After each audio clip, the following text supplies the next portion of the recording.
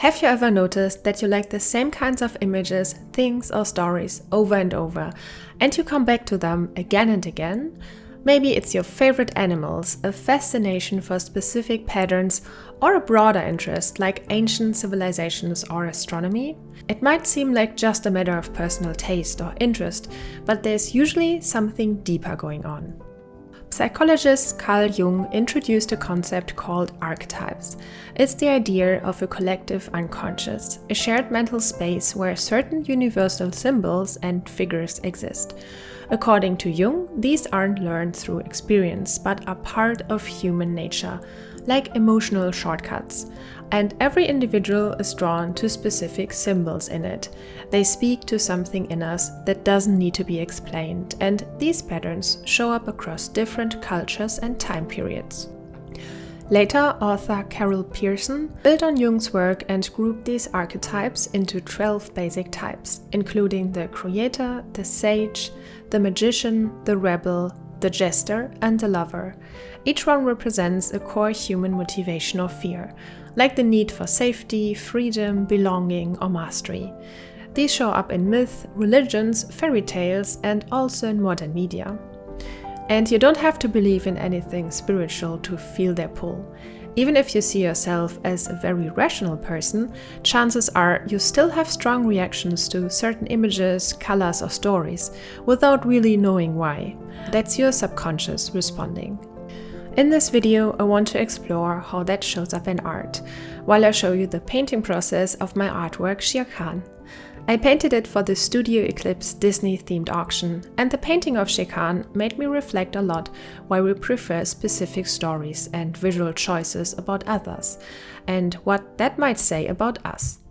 And by the way, if you want to follow along step by step and learn all the techniques about this painting and many others in detail, you can watch the full real-time tutorial for Shere on my Patreon. It's packed with detailed technical explanations, brushwork methods, and in-depth commentary you won't see anywhere else. Plus, you get my free material guide, reference, and sketch to print out. Link is in the description. I'd love to see you there. And now is also the perfect time to get a limited edition print, as I'm having a big summer sale with 20% off everything. Just use the discount code SUMMER20 at checkout. The sale already ends this week on July the 19th, so be quick and follow the link in my description or go to leoba.info. Many of us don't consciously think about it, but we often respond to emotional clues depending on our personality, experiences, and values. For example, if you look at a painting, it can feel powerful, happy, or melancholic, not because of what it literally shows, but because it connects to something deeper in us. Take the tiger, for example. Depending on how it's shown, it can represent completely different things. In Korean folk paintings, tigers are drawn with huge round eyes and goofy, cartoonish faces. They symbolize protection and luck in a very funny way. In Chinese tradition, tigers appear on doors and temple walls to protect against evil. They are stylized and symmetrical and resemble more the guardian or the ruler archetype, stable, reliable, and powerful. And in Indian art, the goddess Durga rides a tiger to show control over chaos. There, the tiger becomes a symbol of mastery and balance. So even though it's always a tiger, the way it's painted or drawn changes everything, and what it means, how it feels, and how you as a viewer respond to it. It might feel funny, majestic, sacred, or serene. When I painted my version of Shere, I didn't go for something dangerous or dominant. Instead, he is sleeping peacefully. For me personally, I just really adore animals, and I only ever see their adorable side. And that says something about what I value in art and, of course, life in general. But more importantly, if this version of the tiger speaks to you, then that might say something about you as well. Maybe you just enjoy the thought of a relaxed tiger sleeping in the treetops as much as I do. And if you do, you might be also interested in the fine art print of this adorable tiger, which I just made available. The print captures all the details and colors of the original painting. So if you like to bring this sleepy cat into your home, check out the link in the description.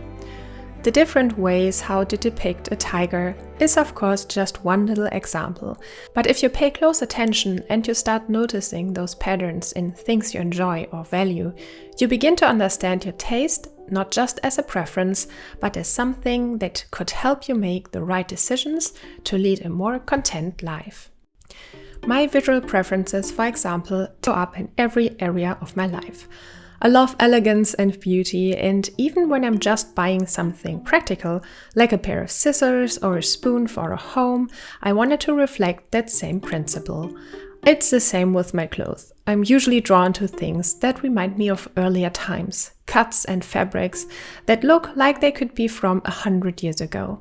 There's something comforting about it, almost like carrying a little bit of history with me. And Disney stories, especially the older ones, have that same quality. They're built on an ancient understanding of human nature. The old Disney stories are full of archetypes, and the characters were often built around very clear psychological roles, sometimes even more so than real people. It's one of the reasons why these stories are so powerful. They speak to something in us that's already there. Take the Jungle Book, for example. Mowgli is the innocent. He wanders through the story with curiosity and openness, without fully understanding the dangers around him. Baloo is the caregiver archetype, easygoing, warm, maybe a bit irresponsible, but always kind-hearted.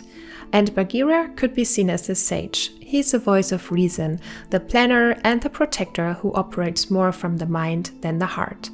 And Shere Khan, well, he's of course the shadow. In Jungian terms, the shadow represents the darker side of the psyche, the repressed, the feared, and the threatening. But it's also necessary. It creates tension, it pushes the story forward, and it often ends up being the key to growth. You can't have a journey without some kind of shadow. But when I decided to paint Shere Khan, I didn't want to paint a villain, because fortunately I didn't have to tell a story. I just needed to create a beautiful painting. So I decided to go with what I love about animals. And that's definitely not something scary. After all, animals are just big babies, right? So my Shere Khan is a big furry cat at peace with itself and the world. My depiction is closer to the dreamer or innocent archetype, and I think it shows that I always tend to see the softness in things. I never really focus on danger or control, especially not when it comes to animals. I'm more drawn to their innocence and that they are of course absolutely adorable. And speaking of archetypes in art and movies, for this painting, I knew I wanted to include some of my favorite Klimt-inspired patterns. I adore his art not just for his astonishing and unique way of painting, but also for how he blended symbolism with sensuality. Gustav Klimt incorporated a lot more than just gold and decorative shapes. Many of his works are filled with recurring symbols, like spirals, flowers, eyes, triangles, and of course, the famous tree of life. The tree, for example, shows up in many cultures as a symbol of connection between heaven and earth, or life and death. In Klimt's version, it becomes something hypnotic and elegant, full of movement and mystery. If you look at something like The Kiss, on the other hand, you will notice how the figures are almost consumed by their own aura, wrapped in golden mosaics, lost in a dreamlike moment. But even there, the ornamentation says something deeper. The patterns on the woman's robe are soft and circular, while the man's are bold and rectangular, a symbolic contrast between the masculine and the feminine. It's not just pretty, it's storytelling through shape. And it's more than just romance too. It's about transcendence, devotion, surrender. That's why the lover archetype fits so well here. And maybe that's why so many people connect to that painting. It evokes a longing for union, for beauty, and for something sacred. With my Shere Khan, I wanted to evoke a feeling of dreaminess, so I chose only shapes that match exactly that. For instance, I avoided any hard-edged or geometric shapes. Instead, I used only soft, flowing, organic patterns. Shapes that reflect the tenderness and softness of this version of the tiger. Over the years, I come back to a few favorite patterns and symbols that are different from what I see in other artists that are inspired by Klimt. My favorite patterns are the tendrils, the fish scales and the snake from the medicine painting. I also have a few other favorites, but for this painting I actually made something entirely new. I generated AI patterns inspired by Klimt that look like something he could have made but are actually entirely new. These are the eye-shaped round elements that you see in the background. In this composition, I put them around the tiger, and they tie together the golden threads and anchor the tiger in the center as a focal point. All that gold, the blue, and these strong, bold patterns and colors. Whenever I see art like that, I get immediately hit with an almost visceral reaction. It's almost a painful feeling, a longing for beauty and sacredness.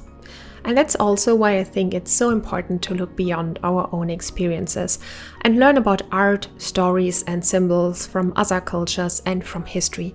Every time you discover how a symbol was used in a different place or time, you get a fresh perspective, not just on art, but on life itself. Some of the oldest symbols in human history have shown up again and again all over the world, often carrying similar meanings, even in cultures that never met. Take the snake, for example. In many traditions, it stands for transformation and renewal, because snakes shed their skin. It can symbolize wisdom or healing, like the serpent on the staff that still represents medicine today. The spiral is another ancient motif. You find it in Stone Age carvings, ancient pottery, and even nature itself. It's often seen as a symbol for growth, cycles, or the journey inward and outward, almost like a visual metaphor for life's constant movement and change. Or the labyrinth.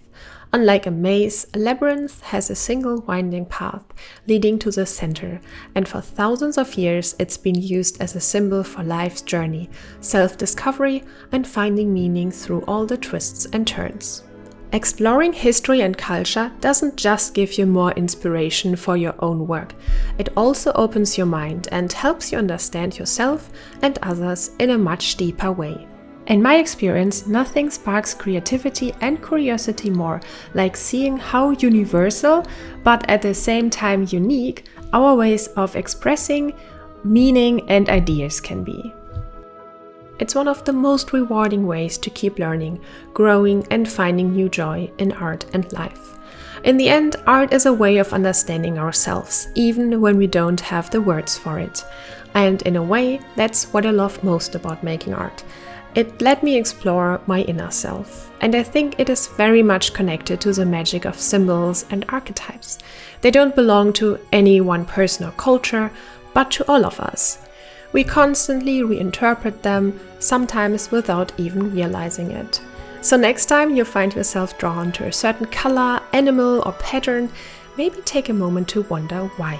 Is it just taste, or could it be that this symbol is speaking to some deeper part of you?